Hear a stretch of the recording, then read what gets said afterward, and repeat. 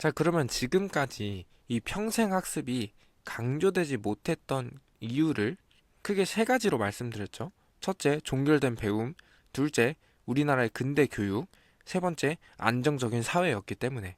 그러면 이제부터는 왜 지금이 평생학습 시대인지, 무엇이 지금 이 시대를 변화시켰고 평생학습 시대로 만들었는지를 알아보도록 하겠습니다. 지금이 왜 평생학습의 시대일까요?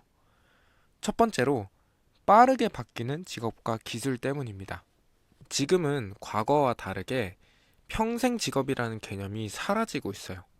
이전에는 한 회사에 취업하면 정년이 될 때까지 그 회사에 쭉 몸을 담거나 한 가지 직업을 평생토록 유지하는 경향이 많이 있었는데, 지금 우리가 살아가고 있는 시대에서는 평생 한 가지 직업만 가지고 살아갈 수가 없어요.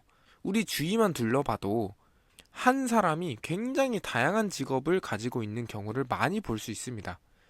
예를 들면 아이유요. 아이유는 이전에 가수였지만 지금은 배우로도 활동하잖아요. 동시에 두 개의 직업을 갖고 있고, 그리고 요즘에 책 쓰는 사람들 많죠. 꼭 소설가가 아니어도 다른 직업을 가지고 있는 사람도 자기계발서를 쓴다든지 에세이를 쓴다든지 시집을 쓴다든지 본인만의 책 쓰는 시대가 왔잖아요. 누구나 책을 쓸 수 있는데, 그러면 누구나 작가가 될 수 있잖아요. 근데 그 사람이 작가로만 활동하는 건 아니잖아요. 이런 것처럼 우리는 이제 평생 한 가지 직업만 가지고 살아가는 게 아니라 동시에 여러 가지 직업을 가질 수도 있고 직업을 바꿀 수도 있고, 직업이라는 것 자체가 굉장히 유동적인 사회가 되어버렸어요. 이 말은 뭐냐면 다른 직업을 선택하기 위해서는 우리는 계속해서 공부해야 된다는 겁니다. 공부하지 않고는, 발전하지 않고는 새로운 직업을 가질 수 없어요. 새로운 정보나 기술을 배워야지만 또 새로운 직업을 가질 수 있기 때문이죠. 그리고 기술도 굉장히 빠르게 바뀌고 있습니다. 이제는 챗 GPT를 누구나 사용해야만 하는 시대가 왔죠. 사용하지 않으면 도태되고 밀려납니다. 그래서 이제는 AI를 잘 활용하는 사람이 더 경쟁력 있는 사람이 되고 있죠. 근데 이 기술이 또 언제 바뀔지 몰라요. 또 새로운 기술이 나와서 우리는 그것을 학습할 수밖에 없는 그런 기술이 또 생길 수도 있고, 그러면 또 위협받는 직업과 동시에 촉망받는 직업도 생길 거고, 그럼 우리는 그 트렌드에 따라서 또 직업을 바꿔야겠죠? 이렇게 빠르게 바뀌는 유동성 때문에 우리가 살아가고 있는 이 시대가 평생학습 시대라고 할 수 있습니다. 그리고 두 번째로, 배움의 주도권이 개인으로 이동하게 됐어요. 이전에는 그냥 학교에서 가르쳐 주는 거 배우면 끝이었어요. 즉, 배움의 주도권이 국가에 있었단 말이에요. 우리는 공교육을 받으면서 모두가 같은 내용을 공부하고 같은 내용을 알고 있으면서 그 중에서 우열을 가렸죠. 근데 지금은 전혀 다르죠. 다 사교육 받고, 사교육 외에도 지금은 우리가 배우고 싶은 걸 다 배울 수 있잖아요. 유튜브 하고 싶으면 영상 촬영하는 방법, 편집하는 방법, 유튜브에 검색만 해도 엄청 나오잖아요. 내가 배우고 싶은 게 있으면 뭐든지 다 배울 수 있는 시대가 됐어요.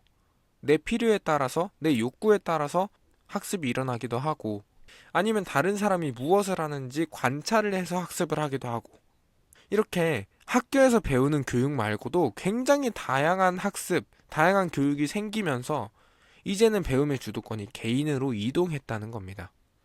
배움의 주도권이 국가였을 때는 국가가 가르쳐 주는 거, 나라가 알려주는 거, 학교에서 알려주는 거 그냥 배우면 됐었어요. 근데 이제는 더 이상 아니죠. 내가 배우고 싶은 거 배울 수 있고, 또 그래야만 경쟁력이 있는 시대가 됐잖아요. 배움의 주도권이 개인으로 왔기 때문에 우리는 앞으로 평생토록 공부해야 된다는 겁니다. 그리고 세 번째로, 물질의 충족이 이루어지면서 평생학습 시대가 본격적으로 시작이 됐어요. 우리 이전에는요, 특히 1960년대, 70년대는요, 굶어 죽는 사람이 정말 많았어요. 돈 없고, 집 없고, 먹을 거 못 먹어서 실제로 굶어 죽는 사람이 많았어요. 근데 지금 보면은 어때요? 영양실조 걸린 사람 거의 없죠? 굶어 죽는 사람 없습니다. 극소수의 경우를 제외하면 말이죠. 이렇게 우리는 물질의 충족이 이루어졌어요. 이전 시대의 사람들은 이 물질의 충족을 얻기 위해서 공부를 하고 일을 하고 돈을 벌었어요. 공부를 잘해야 일을 할 수 있고 일을 잘해야 돈을 잘 벌 수 있거든요. 돈을 잘 벌어야 굶어 죽지 않으니까 그때는 단순히 돈을 잘 벌기 위해 공부를 해야만 했던 시대였어요. 근데 지금은 어때요?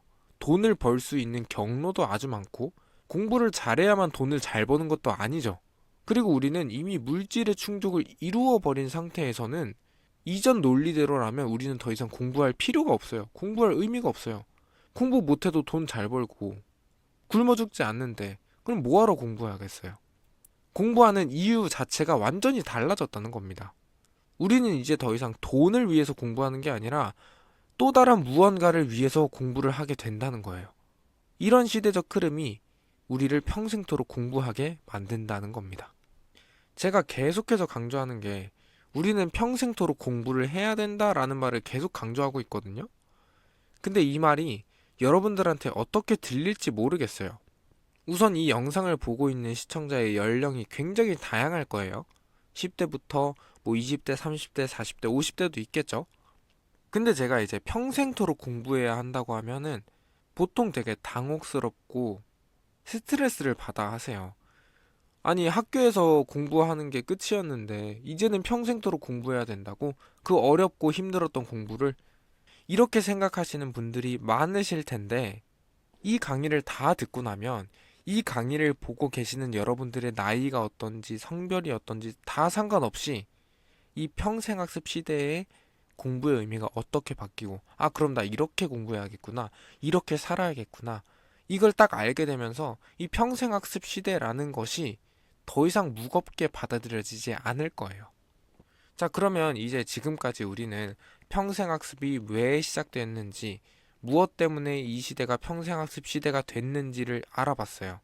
시대가 변했어요. 그럼 이제 공부도 변해야겠죠. 변하는 시대에서 우리는 어떻게, 왜 공부해야 할까요? 변화하는 공부의 의미에 대해서 알아보도록 하겠습니다.